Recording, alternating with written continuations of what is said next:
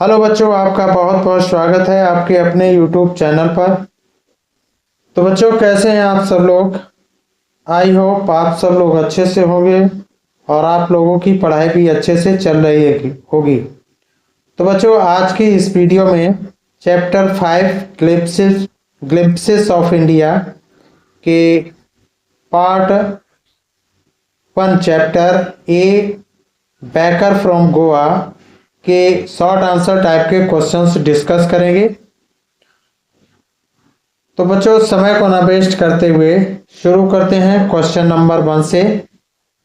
Question number 1 है, what did the baker do first once he reached a house? यानी घर पहुंचकर baker सबसे पहले क्या करता था? तो इसका आंसर होगा, the baker would first greet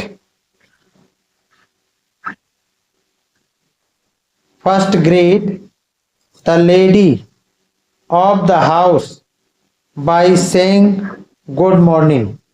यानी जो बेकर था, बेकर पहले घर की मालकिन को गुड मॉर्निंग कहता था, यानी गुड मॉर्निंग कहकर अभिवादन करता था।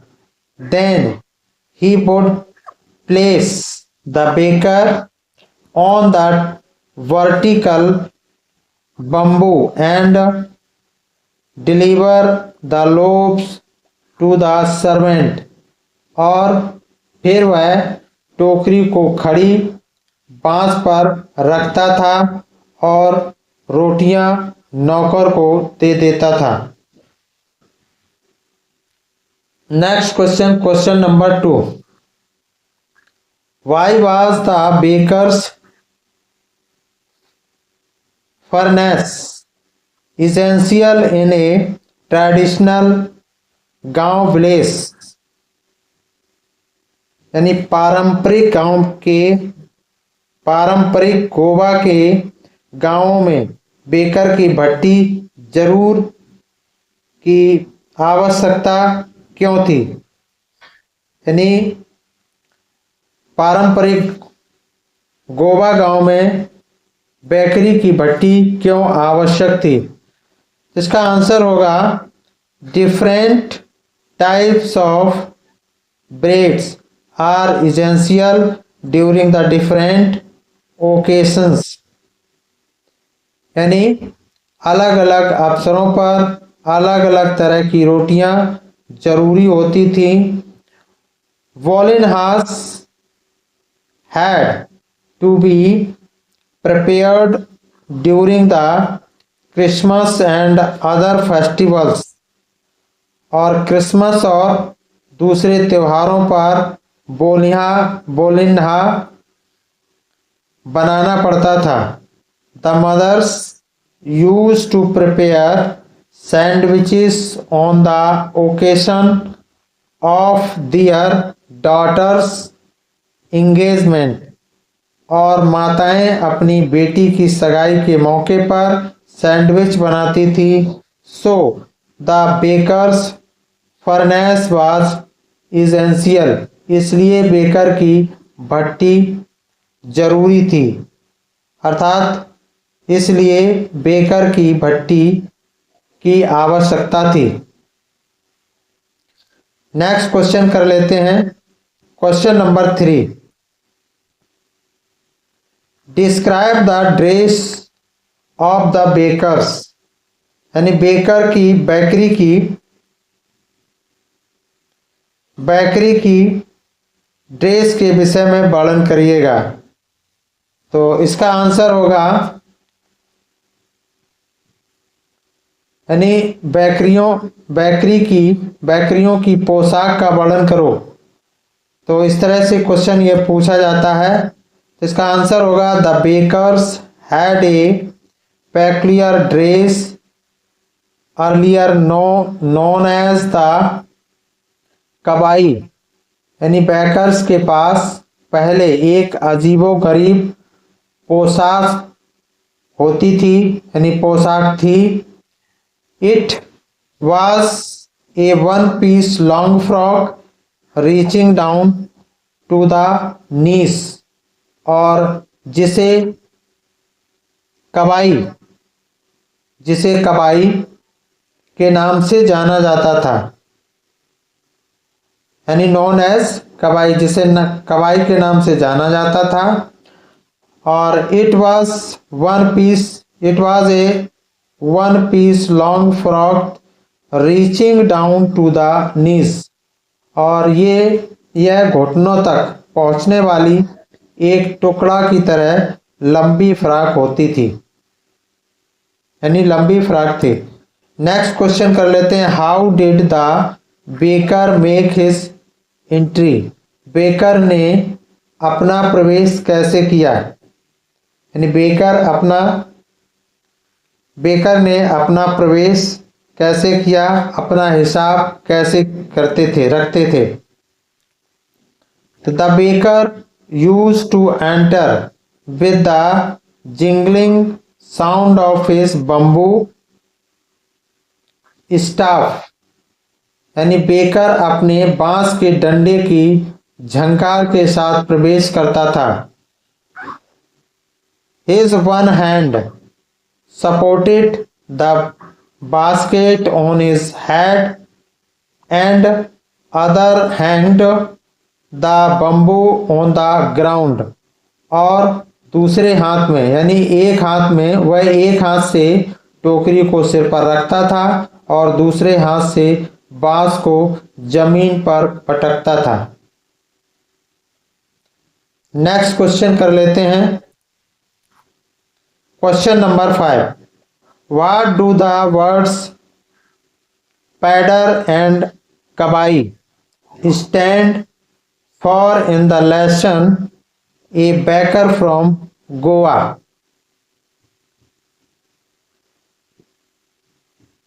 यानी लेसन में पाठ ए बेकर फ्रॉम गोवा में पैडर और कबाई शब्दों का क्या अर्थ है?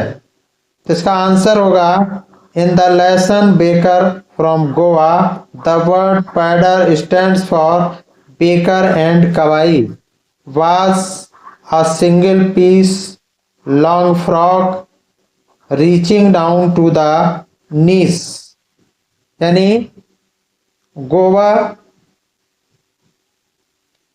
का यानी लेसन यानी पाठ ए बेकर फ्रॉम गोवा, पाठ में पडर शब्द का अर्थ बेकर है और कबाई घुटनों तक पहुंचने वाली एक लंबी पोशाक थी।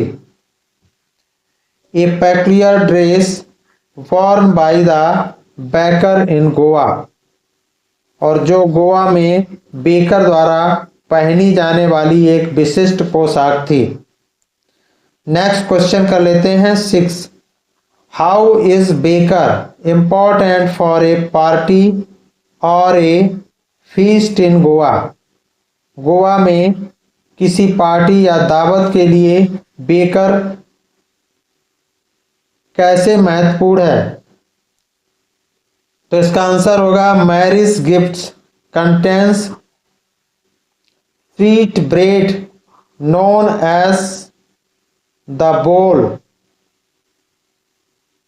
Just as a party of a feast loses its charm without bread, यानी शादी के उपहार में मीठी रोटी होती थी, यानी शादी के उपहार में मीठी रोटी होती है जिसे बोल कहते हैं, यानी जो एक मीठी रोटी बनती थी उसको क्या कहते हैं? तो उसे बोल कहते हैं। और ठीक वैसे ही just as a party of a feast loses it charm without bread, और ठीक वैसे ही जैसे दावत की पार्टी रोटी के बिना अपनी रौनक खो देती है। Not enough can be said to show how important a baker can be for a bliss, यानी एक बेकर गांव के लिए कितना महत्वपूर्ण हो सकता है यह बताने के लिए पर्याप्त नहीं है। केक्स एंड बॉलिनहास are a must for Christmas as well as other festivals.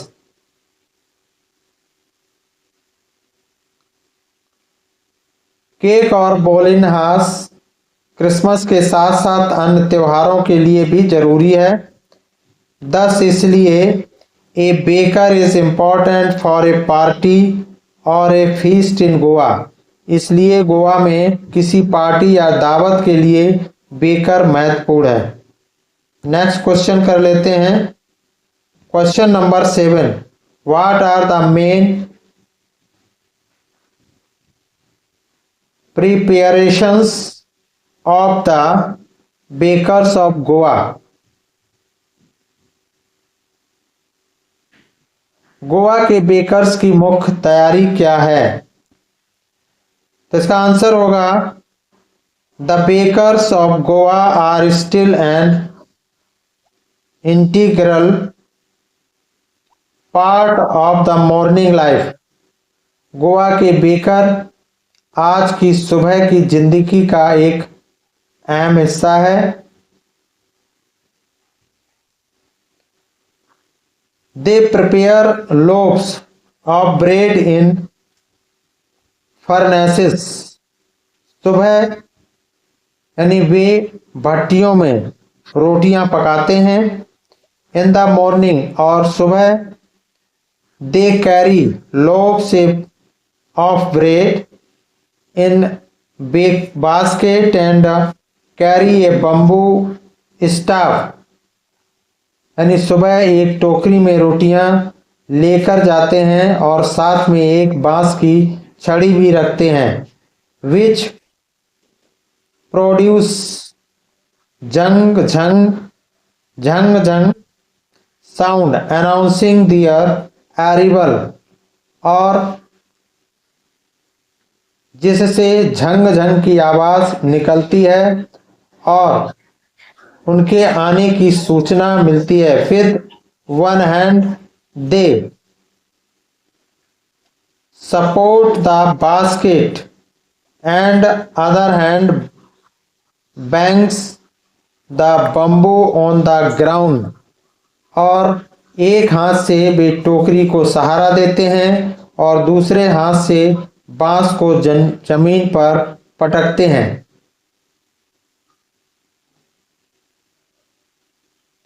Next question कर लेते हैं।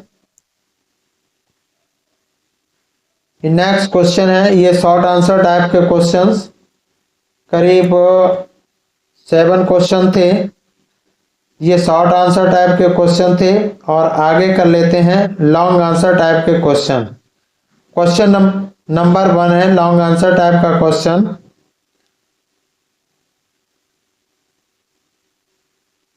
During our childhood in Goa. यानी गोवा में बचपन के दौरान the baker use to be our friends companion and guide. यानी गोवा में बचपन के दौरान बेकर हमारा मित्र, साथी और मार्गदर्शक हुआ करता था। What does this statement simply in relation to the character of the baker? तो बेकर के चरित्र के संबंध में यह कथन क्या दर्शाता है? तो इसका आंसर होगा दिस स्टेटमेंट टेल्स अस।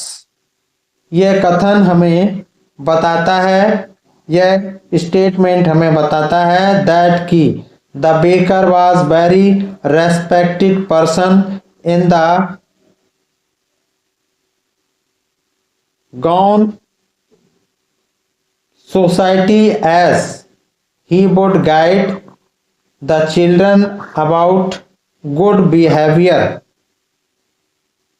यानी यह कथन हमें बताता है कि बेकर गोवा समाज में बहुत सम्मानित व्यक्ति था, क्योंकि वह बच्चों को अच्छे व्यवहार के बारे में मार्गदर्शन करता था। He was very informal with the children, and so the author considered him as a friend and companion. वह बच्चों के साथ बहुत अनौपचारिक, वह बच्चों के इनफॉर्मल मीन्स अनौपचारिक, वह बच्चों के साथ बहुत अनौपचारिक था और इसलिए लेखक उसे एक दोस्त और साथी मानता था। He was not simply a vendor interested in selling what he made, और he was not simply, वह केवल एक विक्रेता ही नहीं था जो अपने द्वारा बनाई गई चीजों को बेचने में दिलचस्पी रखता था। Thus, इस प्रकार he was an important character in a Goan society of those days. इस प्रकार वह उन दिनों गोवा समाज में एक महत्वपूर्ण व्यक्ति था। गोवा सोसाइटी होना चाहिए यहाँ पर, इसलिए वह गोवा सोसाइटी का एक महत्वपूर्ण व्यक्ति था। यानी इस प्रकार वह उन दिनों गोवा समाज में एक महत्वपूर्ण व्यक्ति था। नेक्स्ट क्वेश्चन पर चलते हैं। क्वेश्चन नंबर 2, ये लॉन्ग आंसर टाइप का क्वेश्चन है। What are bol and bolinhas? Bol और वोलेनहास क्या है? Why are they necessary and when? ये क्यों जरूरी है और कब? तो इसका आंसर होगा bol is a sweet bread and place an important role in marriage in Goa and party loses its charm without it. Bol एक मीठी रोटी है और गोवा शादी विवाह में इसकी अहम भूमिका होती है। गोवा में शादी विवाह में इसकी भूमिका महत्वपूर्ण भूमिका होती है, एक अहम भूमिका होती है, और इसके बिना पार्टी का आकर्षण फीका पड़ जाता है। वोलेनहास is used to increase the interest of Christmas and other festival and plays an important role in occasion in Goa. वोलेनहास का इस्तेमाल क्रिसमस वोलेनहास का प्रयोग क्रिसमस और अन्य त्योहारों में दिलचस्पी बढ़ाने के लिए किया जाता है और गोवा में होने वाले अवसरों में इसकी अहम भूमिका होती है, यानी एक महत्वपूर्ण भूमिका होती है।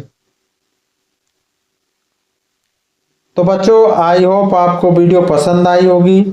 तो वीडियो को लाइक करें, कमेंट करें, शेयर करें और चैनल को सब्सक्राइब करें। Thanks for watching. फिर मिलते हैं नेक्स्ट वीडियो में। Thank you so much.